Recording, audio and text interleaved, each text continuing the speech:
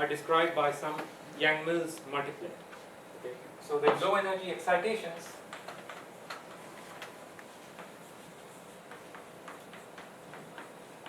collective excitations are described by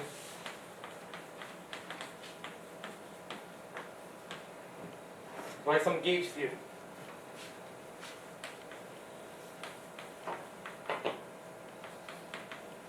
And that gauge theory typically has to be supersymmetric. In fact, in all cases it has to be supersymmetric. In order to break supersymmetry, you have to do some other things to the system. But if you put a set of n coincident dp branes, which are p plus 1 dimensional world volumes, so all the directions parallel to the dp branes can be denoted by the coordinates x0, x1 up to xp.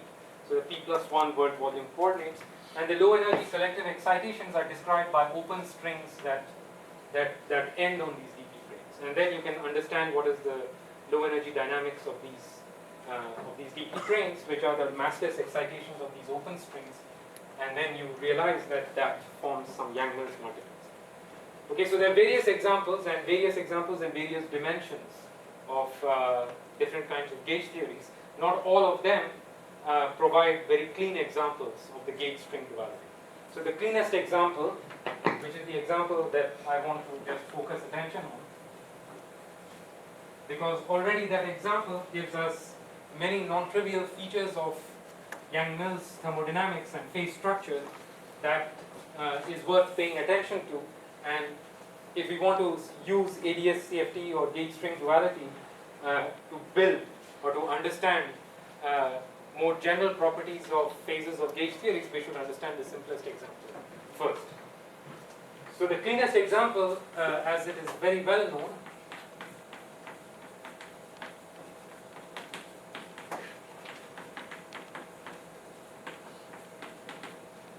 the cleanest example is that of SUN n equals 4 supersymmetric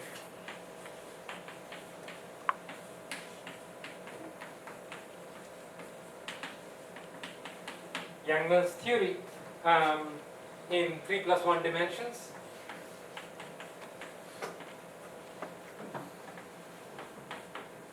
And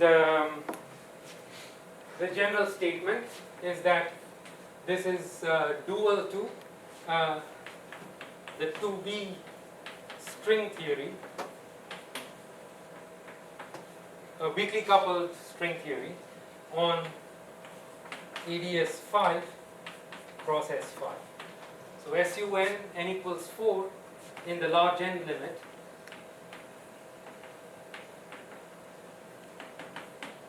is dual to weakly coupled string theory on AdS 5 cross S5. This AdS 5 cross S5 is antidissonant space cross sphere, and this is a classical geometry, and that provides us with our so-called master field. Okay, and fluctuations about this classical geometry, which are described by fluctuations in this type 2B string theory, are describing 1 over n fluctuations about this classical saddle point.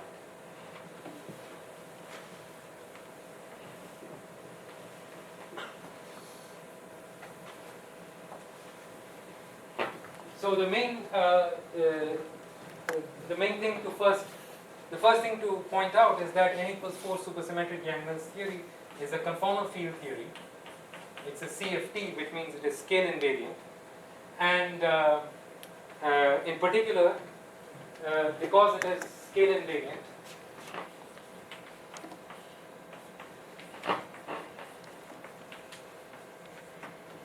it has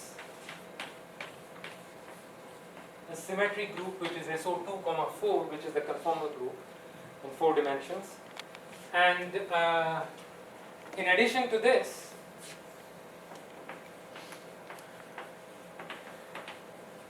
n equals 4 has another global symmetry, which is an internal global symmetry, which is an SO6 so-called R symmetry. So what is this global symmetry? Well, this global symmetry is actually a symmetry that rotates the matter fields that live inside n equals 4 supersymmetric theory. So what is n equals 4 super Yang-Mills? Its matter content is basically 6 adjoint scalars, which means 6 scalar fields which are transforming in the adjoint representation of the gauge group, labeled by I goes from 1, 2 up to 6. There are 4 adjoint fermions labeled by psi A equal to 1 to 4, and then there is the gauge field, SUN gauge field. So these fermions, they transform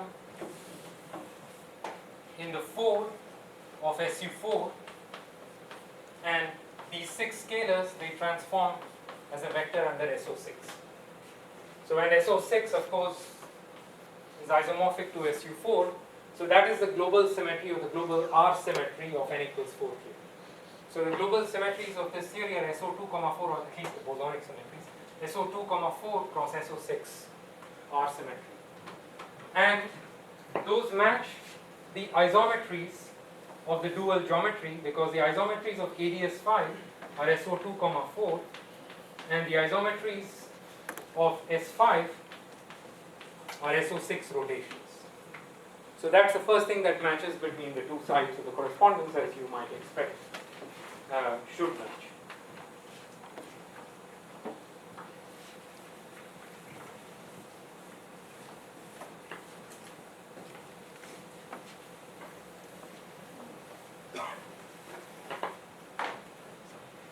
Okay, so let's first write down very basic things, because we want to illustrate certain calculations. So let's first say what AdS is. We should be doing this in any dimension, but let's stick to AdS5, because that's the specific case that we want to think about mostly. So this is a maximally symmetric space.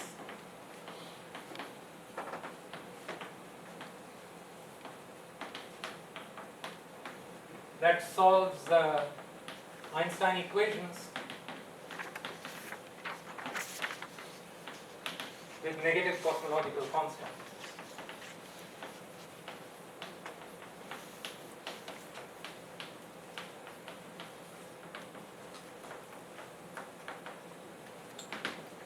Okay,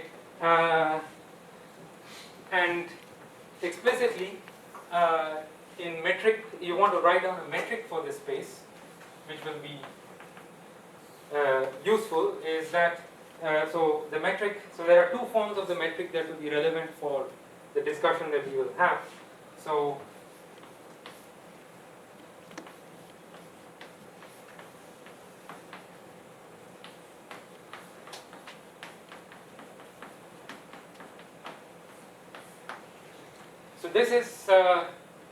this is the AdS5 metric written in Poincare patch, which just simply means that this coordinate system does not cover the entire space-time. But it's useful because of the following facts, that if you look at this geometry, so these are the 4 dimensions, 3 plus 1 dimensions, in which the gauge theory directions are living. The R coordinate here is what we call the radial direction.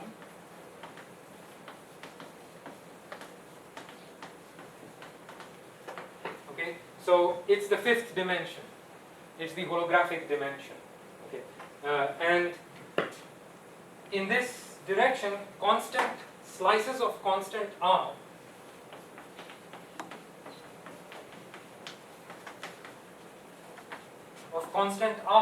are just Minkowski geometries. So at every value of constant R, you get Minkowski. You get constant slices are just flat space R3, 1. slices of constant are just flat 4-dimensional space.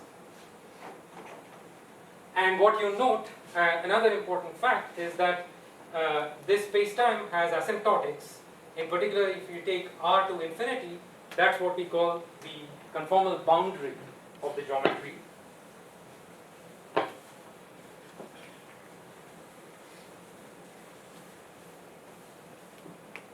So the conformal boundary of this geometry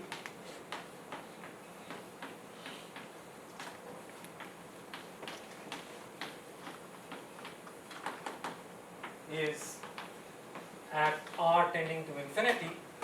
So the coordinate R goes from 0 to infinity, so I should probably say that here 0 less than infinity. Okay, so conformal boundary is at R tending to infinity, which is where we should think of the gauge theory living. Okay, so this is where gauge theory lives.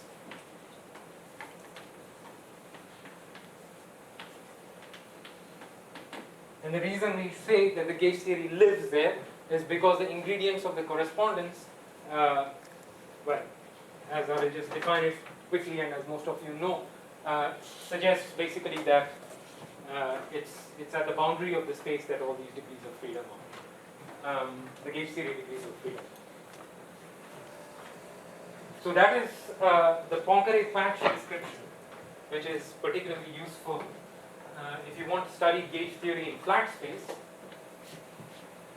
But there's another description of this geometry which is extremely important and which is interesting, which endows this theory with very non-trivial thermodynamics. Okay, so global coordinates. So in global coordinates, AdS metric can be written as 1 plus R square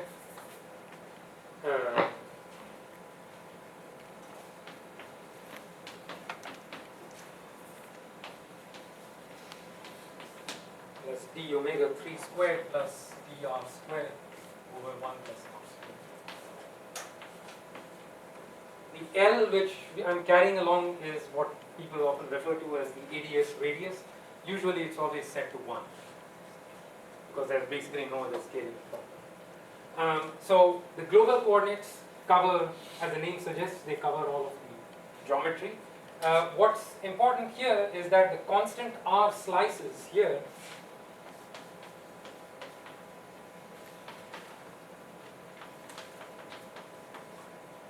are actually isomorphic to S3 cross time. So in global coordinates, there is a difference between, as you can see, the constant R slices here are flat space, constant R slices here are a 3-sphere cross time. And in particular, the conformal boundary of this space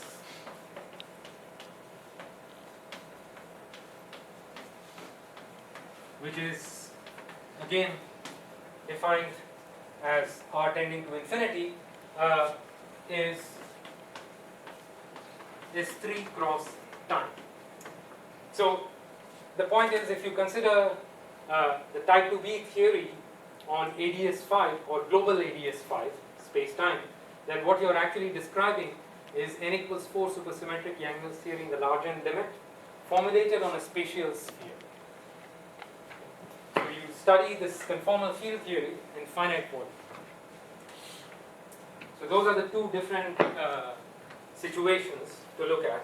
And it's this case, when you formulate the theory on finite volume, that actually gives rise to non-trivial thermodynamics and non-trivial phase structure already in a conformal theory. So that's and it's quite instructive to understand what kind of thermodynamics you get and what is driving this thermodynamics from the point of view of the gauge theory. Okay. Yes. What's the minimum of R in the conformal coordinates? Sorry, where was the minimum value of R. In the global coordinates. R equals 0. I'll go all the way down. Yes.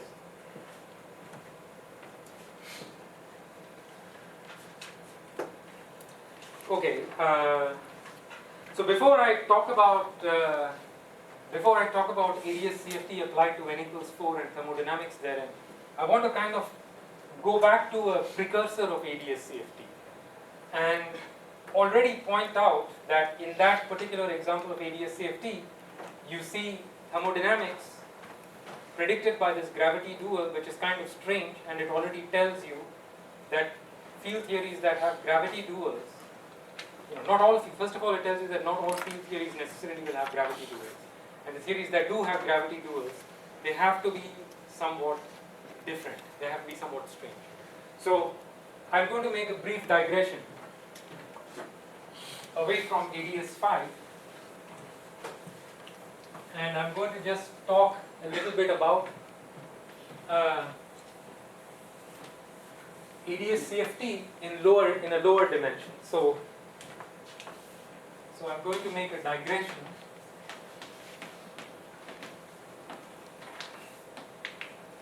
to AdS 3 CFT2.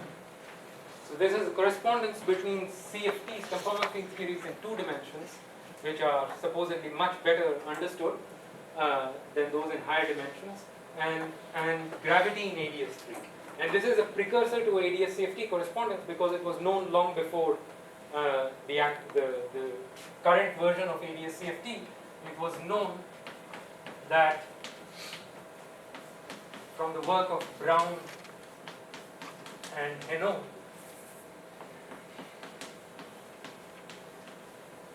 I forget when this was done, but I think it might be the late 80s or the early 90s. I can't remember exactly when. But Brown and Heno did this work, which basically showed that the asymptotic symmetries,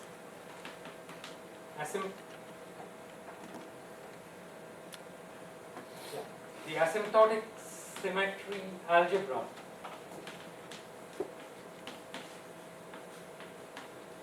of Einstein gravity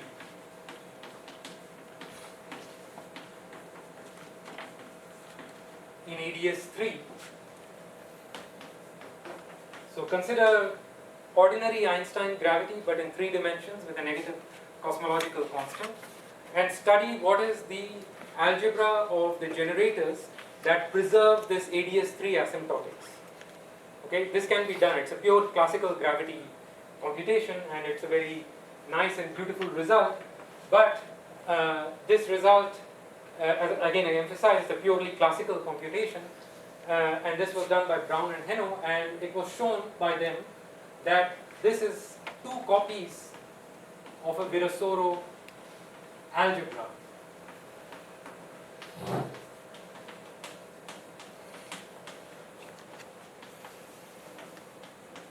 So it's a Virasoro algebra cross a Virasoro algebra, which with a central extension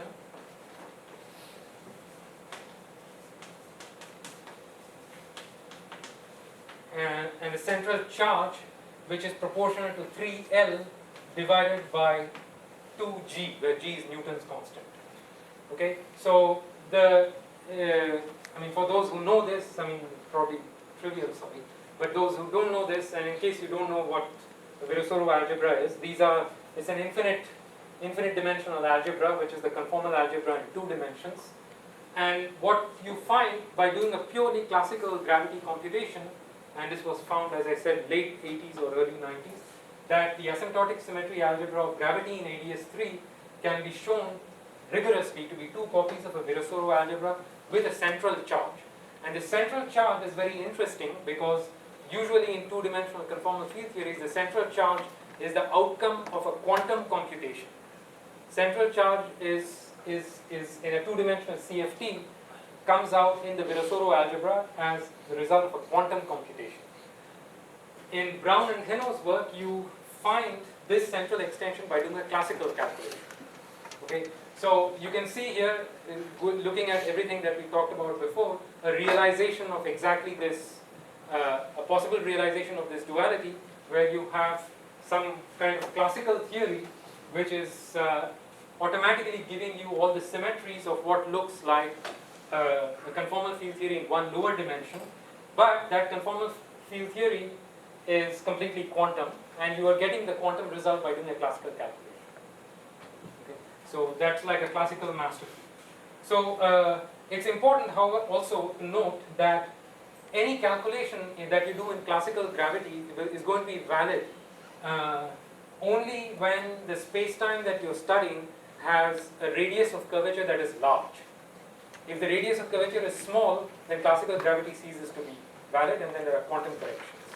So Brown and Heno's calculation is strictly valid when the radius of this AdS3 space, which is L, divided by Newton's constant. In 3 dimensions, Newton's constant actually has dimensions of length. So it must be that in order for this calculation to be valid, this ratio has to be much bigger than 1. Okay, so in other words, the radius of AdS has to be much bigger than the Planck scale in 3 dimensions in order for the classical calculation to be valid. So this is telling us that there is a potential duality between 3D AdS3 gravity and a CFT in 2 dimensions, but with large central charge. Okay. So the large central charge is like the large n limit. Large n limit is like a large number of degrees of freedom limit, and so a large central charge is also like a large number of degrees of freedom limit. Now what is interesting about AdS3 CFT2 is that one can deduce some non-trivial properties of thermodynamics, both of CFTs in 2 dimensions and of gravity on AdS3. Okay, so if you consider a 2-dimensional CFT in 2 dimensions at finite temperature, and you want to calculate its partition function.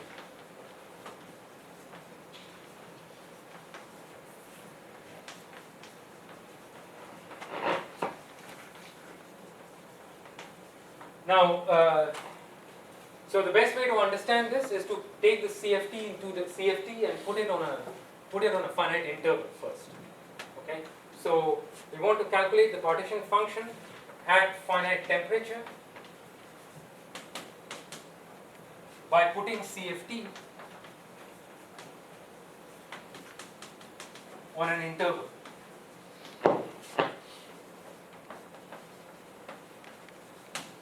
Okay, and so that means that, and since we are doing finite temperature physics, what we are interested in is calculating trace of e to the minus beta h, and as you probably already know by now, is that this is equivalent. You can rewrite this trace of e to the minus beta h, this partition function, in a functional integral language, where you're doing